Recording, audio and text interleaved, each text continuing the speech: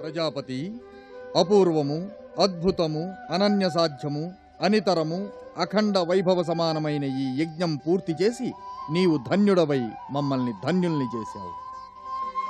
శాశ్వతానంద సిద్ధిరస్తు, శాశ్వత ఐశ్వర్య ప్రాప్తిరస్తు, చిరయశ ప్రాప్తిరస్తు. జయ జయ వీరభద్ర, జయ జయ రౌద్రావతార, జయ జయ జయ జయ.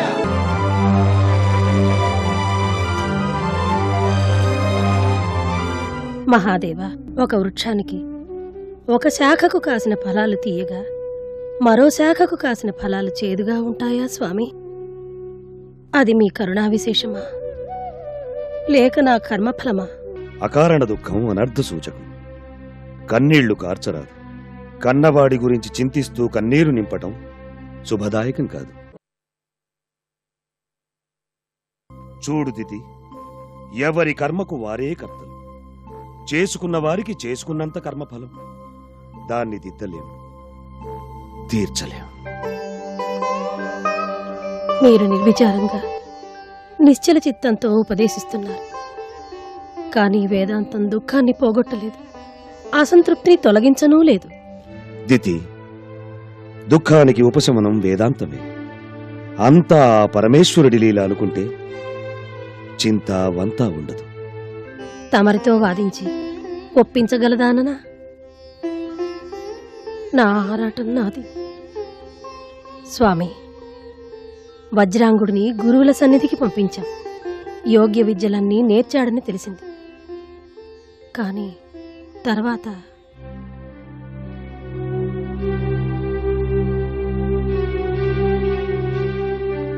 ఏదైనా ఆవేదన కలిగించానా స్వామి? వజ్రాంగుడి వీర విక్రమ విజయాది విషయాలు విని సంతోషించాలు, లేక వజ్రాంగుడు వజ్రాయుధుడిపై పగబూని అమరావతిపై దండెత్తినందుకు చింతించాలో, సురవైరిగా ముద్ర వేసుకున్నందుకు విచారించాలో తెలియటం లేదు దేవి. వజ్రాంగుడు అమరావతిపై దండెత్తాడా స్వామి? అమరావతిపై దండెత్తాడు, అమర విజేత అయ్యాడు. పుత్ర విజయం తండ్రికి ఆనందదాయకమే కదా స్వామి. కాని మీలో ఆ పుత్రోత్సాహమే లేదు. దేవి, వజ్రాంగుడు జన్మించిన నాడే దేవర్షి నారదుడు వచ్చి చెప్పాడు. గుర్తుందా?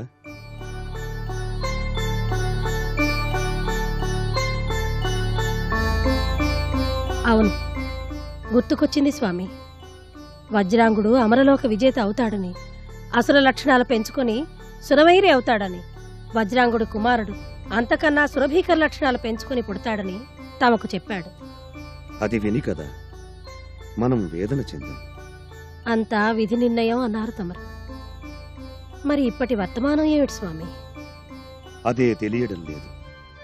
దేవేంద్రుణ్ణి దేవతలను జయించిన నా వీరకుమారుడు, నా వరపుత్రుడు అమరావతిలో పట్టం కట్టుకుని పాలిస్తున్నాడా? స్వామి, కుమారుడు ఎక్కడున్నా సుఖ సంతోషాలతో ఉండడమే కదా మనం వాంఛించేది.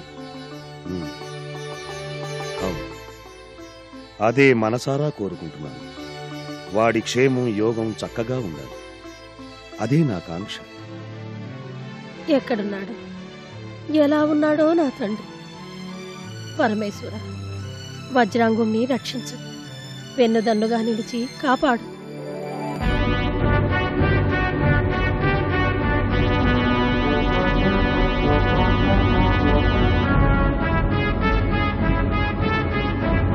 నాయన వజ్రాంగ, మీరందరూ కశ్యప సంతానమే. సోదరులపైన అసూయాద్వేషాలు పూని దండెత్తి జయించి ఇంద్రాది దేవతలను బంధించడం తప్పు కదా? బ్రహ్మదేవ, తమకు శతసహస్ర నమోవాకములు. ఇంద్రజయము వల్ల నాకు అతి దుర్లభమైన తమ దర్శన భాగ్యం లభించింది. ధన్యోస్మి పరమేష్టి, ధన్యోస్మి.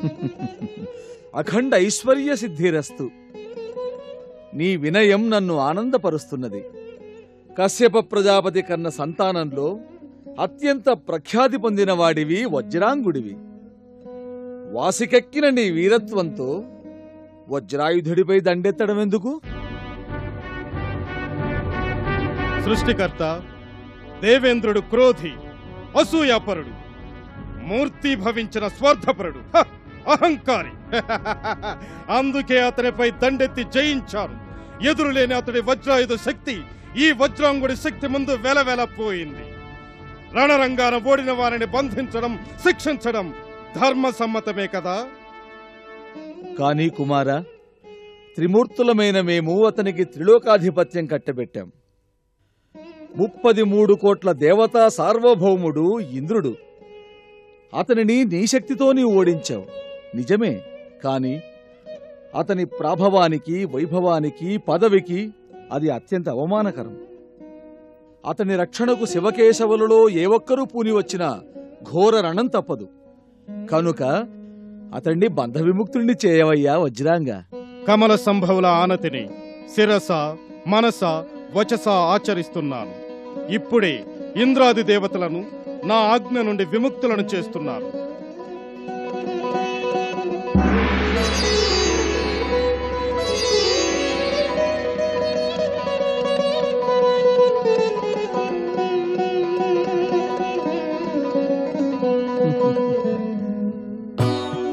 పద్మ సంభవ, తల్లి ఆజ్ఞతో, ఆదేశంతో ఇంద్రుని జయించి నేను అమరావతిని స్వాధీనం చేసుకున్నాను. అంతే. నాకు లోకాలను పాలించాలన్న ఆశ, అమరావతిని ఆక్రమించాలన్న ఆశయం లేదు. నా బలం ప్రదర్శించాను, లోకాలకు నా శక్తిని చాటాను. అది చాలు. బుద్ధిమంతులలో బుద్ధిమంతుడిలా ప్రవర్తించావు. నీ శౌర్య ధైర్యాలే కాదు, నీ వినయ వివేకాలు నన్నెంతో సంతోషపరిచాయి. కుమారా, ఈ ఆనంద సమయంలో నీవు కోరినది అనుగ్రహిస్తాను. కోరుకో. సాక్షాత్తు సృష్టికర్త ఆశీస్సులు, అభినందనలు లభించాక నాకు ఇంకా కోరవలసింది, ఆశించవలసింది ఏముంది? ఒక్క బ్రహ్మజ్ఞాన భిక్ష తప్ప ఇంకేం కావాలి? పితామహ, నాకు తత్వజ్ఞాన బోధ అనుగ్రహించు. బహు ప్రశంసాపాత్రమైన పలుకులు పలికే వజ్రాంగ. కశ్యప ప్రజాపతికి తగిన తనయుడుగా అభ్యర్థించావు. నాయన, తత్వసారమంతా ఒకే మాటలో మూర్తీభవించింది. అది సాత్వికం. సత్వ రజస్తమో గుణాల్లో సాత్వికం శ్రేష్టం. ఆచరించదగినది అదే. ధర్మాల్లో పరమధర్మం పరపీడనం విడనాడడం. ఇతరులు మనకేది చేస్తే మనకు బాధాకరంగా దుఃఖహేతువుగా ఉంటుందో అది మనం ఇతరులకు చేయకుండా ఉండడం పరమధర్మం. ఇదే వేదసారం, వేదధర్మం. ధన్యోస్మి బ్రహ్మదేవా, ధన్యోస్మి. చతుర్వేద సారాన్ని ఒక్క మాటలో ఉపదేశించారు. బ్రహ్మోపదేశాన్ని ఆచరించి తరిస్తాను. నాయనా వజ్రాంగ, నీ వైభవం పరాక్రమం విని దారి మళ్లిన నీ ఆలోచనా ధోరణిని మార్చాలని వచ్చాను. నా మాట మన్నించావు. తత్వజ్ఞానాన్ని అభ్యర్థించావు. నీ చేతలు నన్ను అలరించాయి. అందుకు నీకో కానుకనిస్తాను.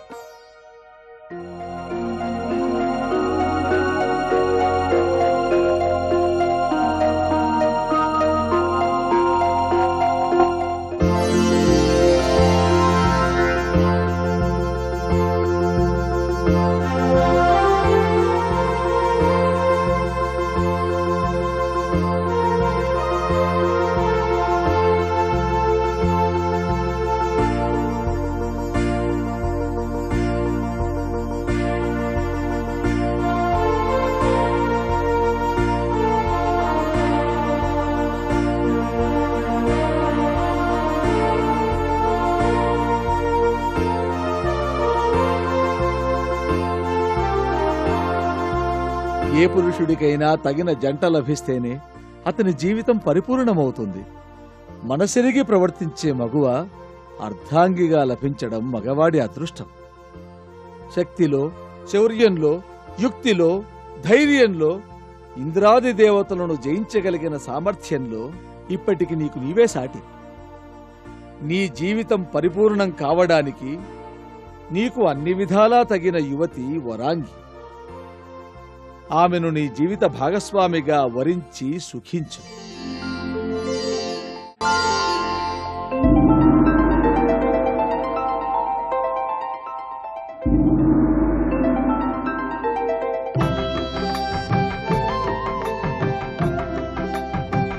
ఆమె కరకమలాన్ని అందుకొని పాణిగ్రహణం చెయ్యి.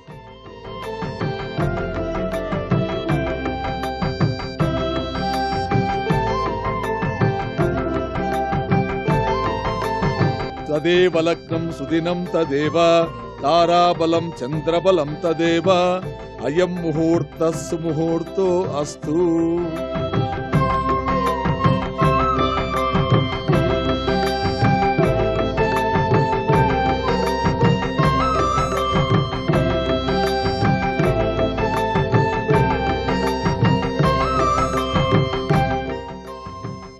ఇది బ్రహ్మముడి, బ్రహ్మ చేసిన పెళ్లి. సామాన్యులెవరికీ దక్కని భాగ్యం నీకు దక్కింది. మహేంద్ర, నేను సామాన్యుణ్ణి, సాధారణ వ్యక్తినే కాను. సృష్టికర్త కుమారుడు, కశ్యప ప్రజాపతి వరపుత్రుణ్ణి, సాక్షాత్తు బ్రహ్మదేవుడి పౌత్రుణ్ణి. అంతేనా? మహేంద్ర జేతను, అమరలోక విజేతను.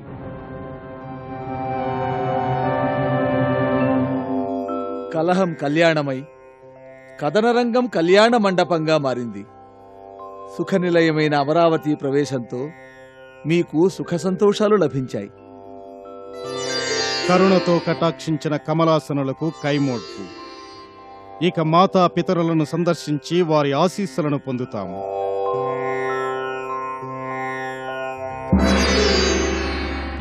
వజ్రాంగ, నీవు సాధించింది అఖండ విజయం, ఆఖండల విజయం.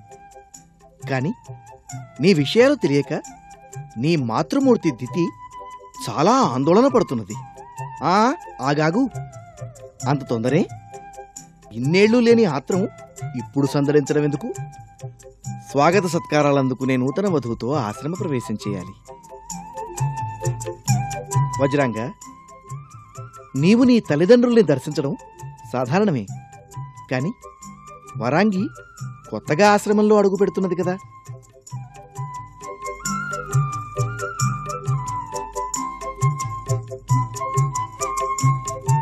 అమ్మా దితి, కశ్యప ప్రజాపతి, ఇటు రండి. ఎవరొచ్చారో చూడండి.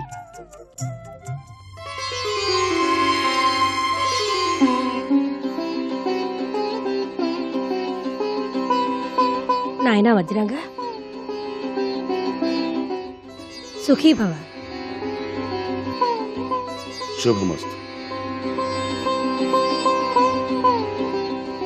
సౌభాగ్యవతీ భవ. దీర్ఘ సుమంగళీ భవ. వీరుణ్ణి, సూరుణ్ణి, విద్యా వివేక సంపన్నుణ్ణి, సకల లోక విజేతను, చండశాసనుణ్ణి, అవక్ర విక్రముణ్ణి, దైత్య వంశమండనుణ్ణి, తండ్రికి తగ్గ తనయుణ్ణి వరపుత్రుడిగా పొందు. ఇదే నా ఆశ, ఆశీస్సు, ఆశయం. తల్లి లేని నన్ను కన్నతల్లిలా దీవించారు. మీరత్తగారు కాదు, అమ్మే. మీ దీవెన ఫలించాలని నన్ను తమ కుమారుడికై ప్రత్యేకంగా సృష్టించి సమర్పించిన ఆ సృష్టికర్తను ప్రార్థిస్తున్నాను. వినయం, వివేకం మూర్తిభవించినట్టున్నావు. అందరూ సృష్టికర్త సృష్టించిన వారే. కానీ నీది విశేష జన్మ. అందుకు తగినట్టుగా ఉంది నీ నడవడి. కొత్త కోడలిని ఆదరించటం అభినందనలతో సరిపెట్టక గృహప్రవేశం చేయించు. మా మామగారు ఏరికోరి కూర్చిన వధువు వరాంగి. ఎంత చక్కని పేరు! బహుయోగ్యంగా ఉంది. అత్తగారి ఆదరణకు నోచుకోవడం వరాంగి అదృష్టం. నారద మహర్షి, ఆనాడు వజ్రాంగుడు పుట్టి పుట్టగానే ఏర్పడిన ఉత్పాతాలు, తమరు చెప్పిన విషయాలు విని ఎంతో ఆందోళన చెందాను. నారాయణ నారాయణ, అది నా వాక్కు కాదు మాత, సృష్టికర్త పలికిన భవిష్యత్తు. కావచ్చు దేవర్షి, కాని మేం విన్నది మీ నోట. అప్పుడెంత ఆందోళన చెందానో ఇప్పుడంత ఆనందంగా ఉంది. తమోగుణ విరాజితుడై తాండవించి దాయాదులను జయించిన వజ్రాంగుడికి బ్రహ్మోపదేశం మంచి మార్గదర్శి అయింది.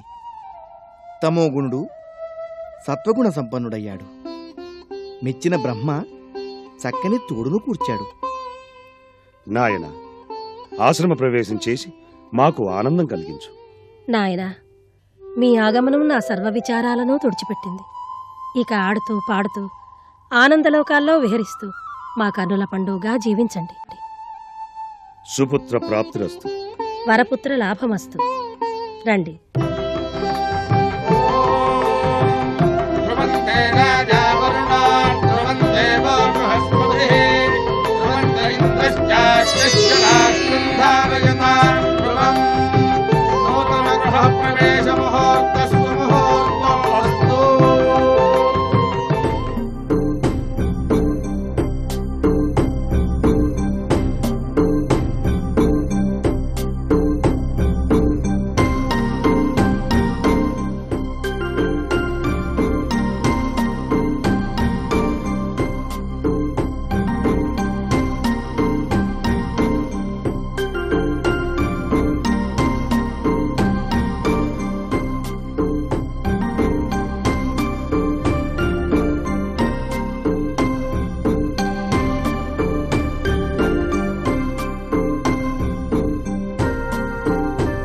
ఆయుష్మాన్ భవ.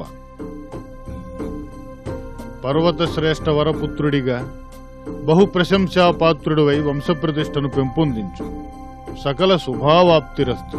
ధన్యోస్మి గురుదేవా, ధన్యోస్మి.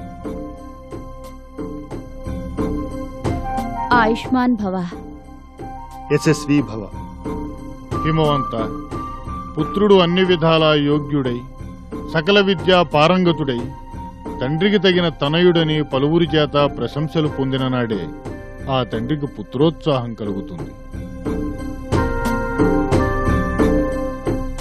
గురువు మార్గోపదేశం చేస్తాడు. శాస్త్ర రహస్యాలు తెలుసుకునే పద్ధతి బోధిస్తాడు. శిష్యుడు మేధావి అయితే గురువుకు ఖ్యాతి, గురుకులానికి ప్రఖ్యాతి. మైనాకుడు శస్త్రశాస్త్ర విద్యలు నేర్చి పరిపూర్ణ విద్యావంతుడైనాడు. రాజోచిత విద్యలు నేర్చాడు. పాలనా సంబంధమైన విషయాలు గ్రహించాడు. అదంతా మీ ఆచార్యత్వ ఫలితమే గురుదేవా. మీ శిక్షణలో, క్రమశిక్షణలో మైనాకుడు కనిష్ఠికాధిష్ఠితుడయ్యాడు. మీ రుణం తీర్చుకోలేము. నారాయణ నారాయణ.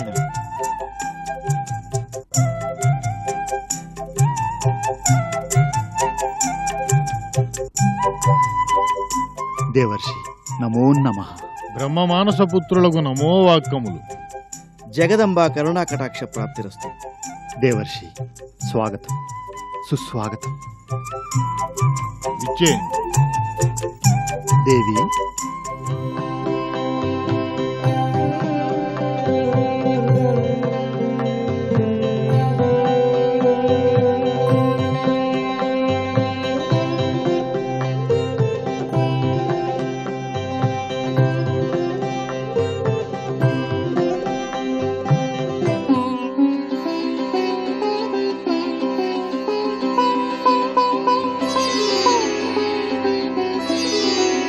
హిమవంత, వాగర్ధముల వంటి సతీ సదాశివులకు ఎడబాటు తాత్కాలికమే. తిరిగి జగన్మాత పర్వతరాజపుత్రికగా ఈ మేనకాదేవికి తనయగా అవతరించి తన అర్చనలతో, ఆరాధనలతో పరమేశ్వరుని మెప్పించి వివాహమాడగలదు.